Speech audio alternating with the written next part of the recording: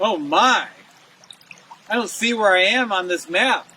I was just on a hike on the spring trail from the Wahsega 4-H Center, and I seem to have lost the trail. Now I can't figure out where I'm at. I think I'm lost. Did someone say lost?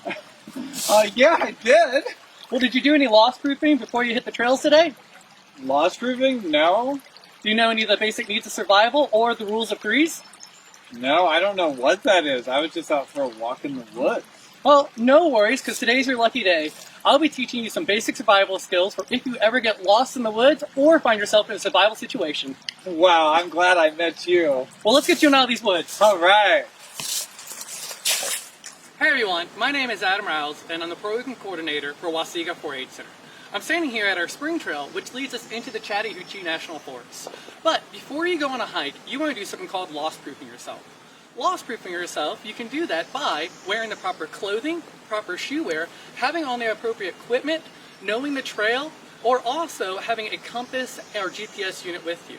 And one of the most important things you can do to lost proof yourself is tell a family member or a friend where you are going and when you should be back, even if you have another buddy with you. That way, if you get in a survival situation, people will know where to find you. Now today, we're just going to be going on a day hike, so I have my day backpack on, but if I was going to go on an overnight trip, I'll be bringing my pack that has all my other gear in it. But with that, let's head on into the forest.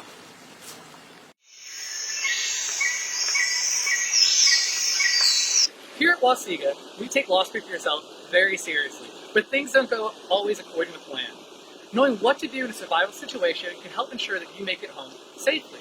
Maybe asking yourself, what is survival? Survival is living on with the resources you have available in the most comfortable way possible. And a survival situation can be a situation that puts you in danger, and this can be when you get hurt, lost, sick, or if the weather changes suddenly, which it does in the mountains a lot. Now, a very important rule to remember is the rule of 3. It's kind of like a countdown. You can survive 3 weeks without food, though I could barely even go the morning without food, 3 days without water, 3 hours without shelter, and that's when it throws a lot of people off, because it's like, I've been outside for 3 hours before, but imagine I was wearing the exact same outfit, but it was the middle of the winter in the mountains, and say a snowstorm hit. If I didn't get shelter, within that 3 hours, I could suffer from hypothermia. You can also survive 3 minutes without oxygen, or the most important one of all, 3 seconds without a positive mental attitude. And that means staying calm if you get in a survival situation, taking account for what's around you, and not getting panicky. Because if you panic, you can make the situation worse. So with those rules of 3 in mind, let's go a little further into the forest. So I've been carrying this pack all day, and I wanted to go over just some of the equipment I brought with me. I love a good walking stick because it helps getting up and down those hills. Of course, you need water to stay hydrated. Never go on a hike without it. Also, as we covered earlier, I love to eat, so I bring plenty of food and make sure they're good, healthy snacks. I have a GPS unit, but it requires batteries and service in order to work, so something that might be better to have with you is a compass because it doesn't need either of those. Now, if we need to start a fire, I have something to start our fires with. We have rope, a poncho, because just in case the weather changes and it starts to rain, but also I can use this to collect water, but you should never drink directly from a water source before purifying it. I at least have 2 sources of light on me. We have a map of the facilities and grounds, so that way if we get lost, we know where to go.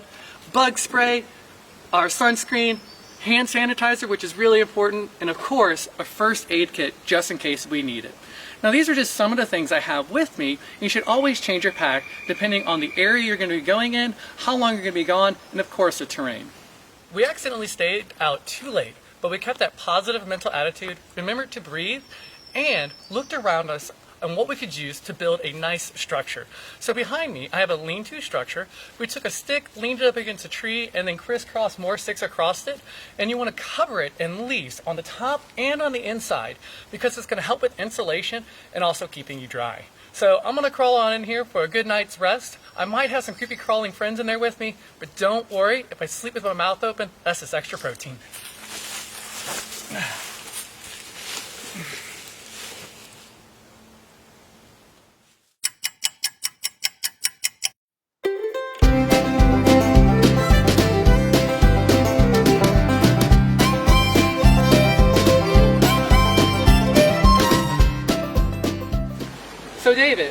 now that you know a little bit about loss grouping yourself, what to carry in your backpack, the rules of the three, and what to do in a survival situation, do you feel better prepared to go hiking today?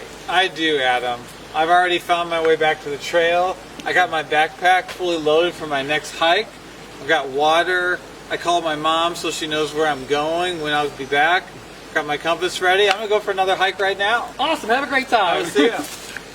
Thank you so much for joining us at Wahsega 4-H Center, learning a little bit about survival and survival situations. If you have any questions, please comment in the video section. We also attach a fun coloring sheet and worksheet to this video. And please be sure to tune in next week for Wahsega Wednesdays, from the mountains to the sea.